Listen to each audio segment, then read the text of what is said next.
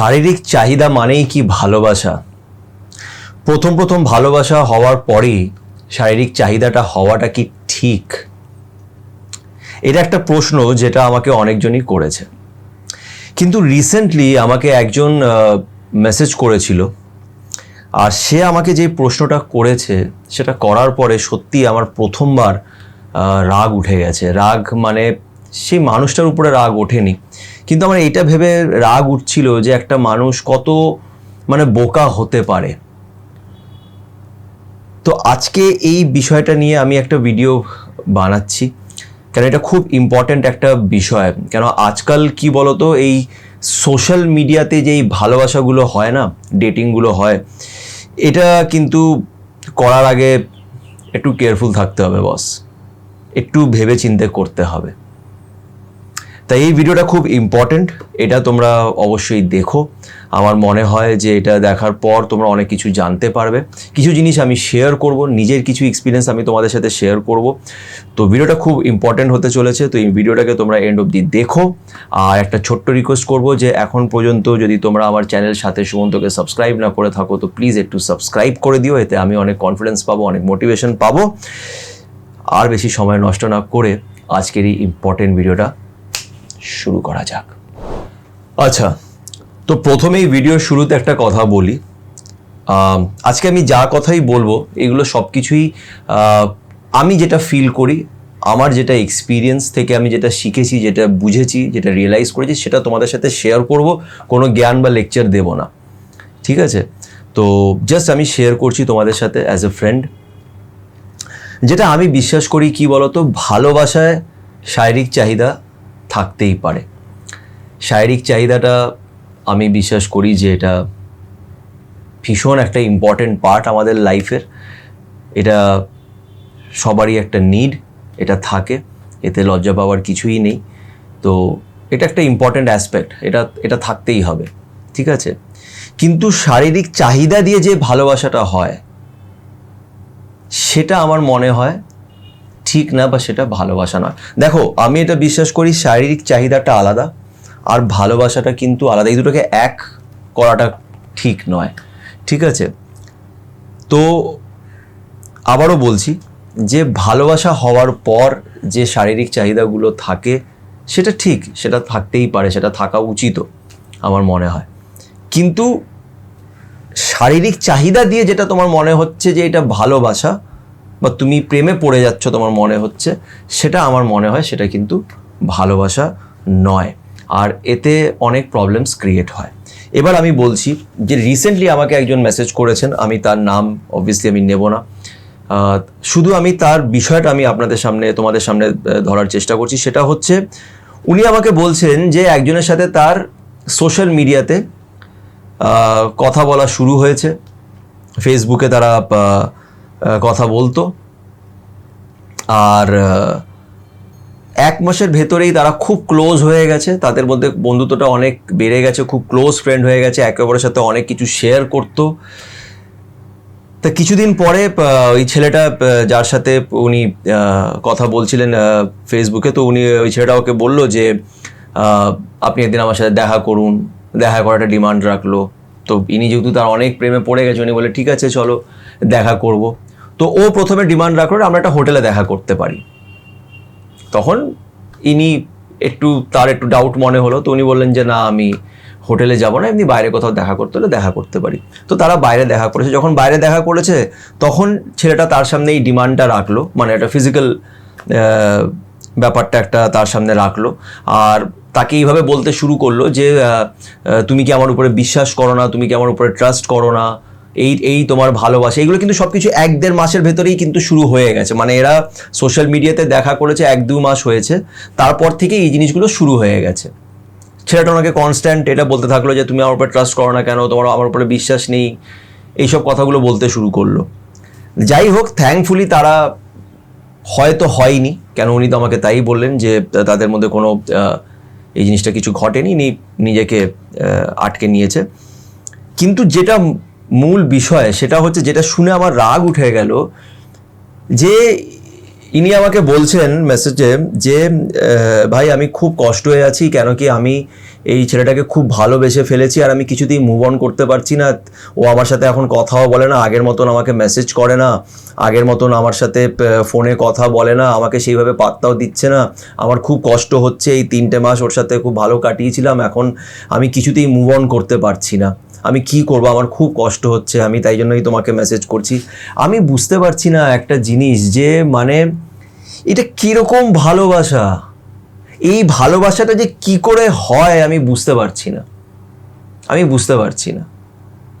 দেখো, আমি এটা বিশ্বাস করি যে ভালোবাসা ডিল করে হয় না, প্ল্যান করেও হয় না, ভালোবাসা হয়ে যায়। কিন্তু এইভাবে সোশ্যাল মিডিয়াতে একটা মানুষ, দেখো আমরা সবাই একা, আমরা সবাই দিনের শেষে একা, এই কথাটা আমি অনেকবার বলেছি। কারুর সাথে আমরা যখন কথা বলি, কোনো স্ট্রেঞ্জারের সাথে, স্পেশালি যখন কোনো স্ট্রেঞ্জারের সাথে যখন আমরা কথা বলি, অচেনা মানুষ সোশ্যাল মিডিয়াতে, আমাদের ভালো লাগে, কেন সে আমাকে চেনে না, আমিও তাকে চিনি না, একটা আলাদা এক্সাইটমেন্ট হয়, হতেই পারে, ঠিক আছে, একে অপরকে আমরা চেনার চেষ্টা করি। কিন্তু বস, একটু আস্তে আস্তে এগো।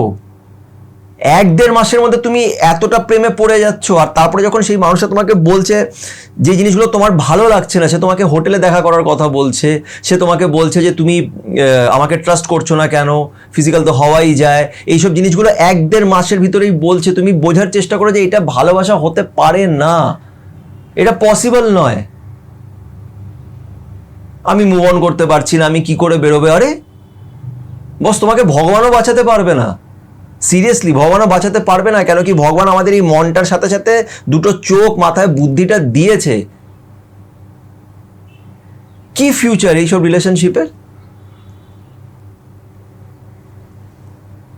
আমি বুঝতে পারি না, ভালোবাসাটা কি কোনো খেলা হয়ে যাচ্ছে? মানে আমার মনে হয় ভালোবাসাটাকে মানুষ আজকাল খেলা মনে করে দিয়েছে।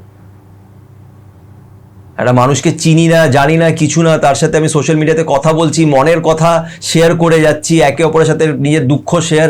আরে দুঃখ শেয়ার করার জন্য অচেনা লোক দরকার নেই বস, তোমার আশেপাশে নিশ্চয়ই তোমার কোনো ভালো বন্ধু হবে, তার সাথে গিয়ে শেয়ার করো।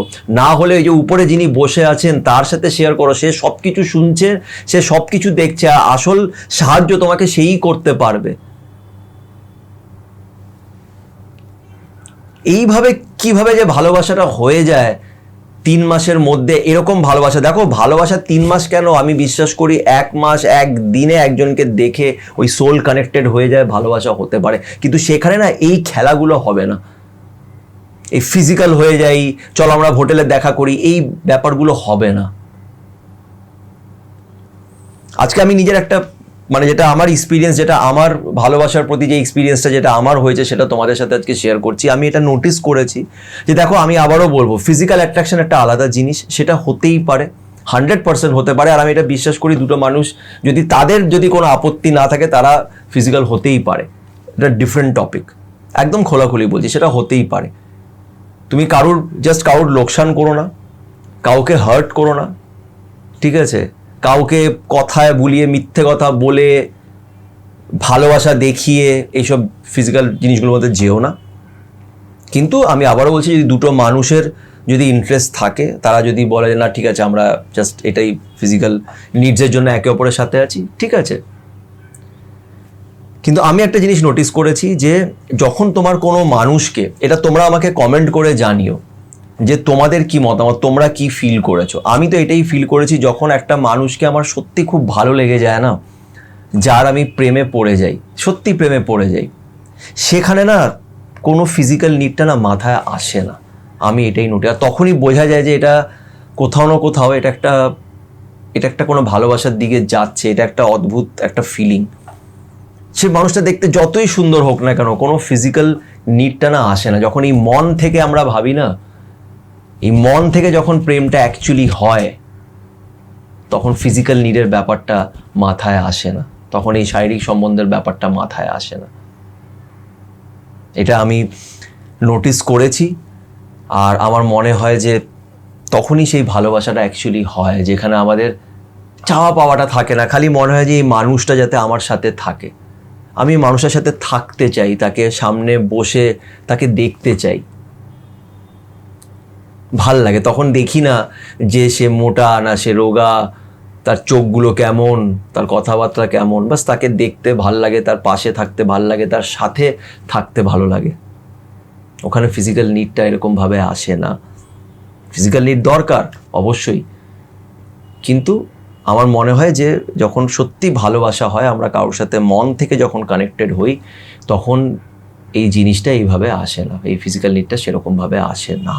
এটা আমার মনে হয়, আমি এটা এক্সপিরিয়েন্স করেছি। তো তোমরা নিজের মতামতটা রেখো।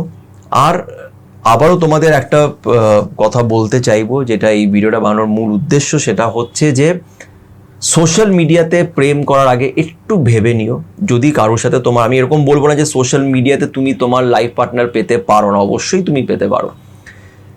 যে তোমার ভাগ্যে আছে সে কিভাবে আসবে, কোন মাধ্যমে আসবে, সেটা আমরা কেউ জানি না। সে সোশ্যাল মিডিয়া থ্রুতেও আসতে পারে, কিন্তু তার মানে এটা না আমি কাউকে চিনি না, জানি না, সে আমার সাথে কথা বলতে শুরু করেছে, আমিও তার সাথে সব কথা বলে নিজের পুরো গল্পটা তার সামনে খুলে রেখে দিলাম, সব কিছু তাকে বলে ফেললাম, 1-1.5 মাসের মধ্যে একদম এগিয়ে তার সাথে দেখা করতে চলে গেলাম, এই করলাম সেই করলাম। এইগুলো করো না। কেন কি, তাহলে শেষমেশ তুমি মারাত্মকভাবে আঘাত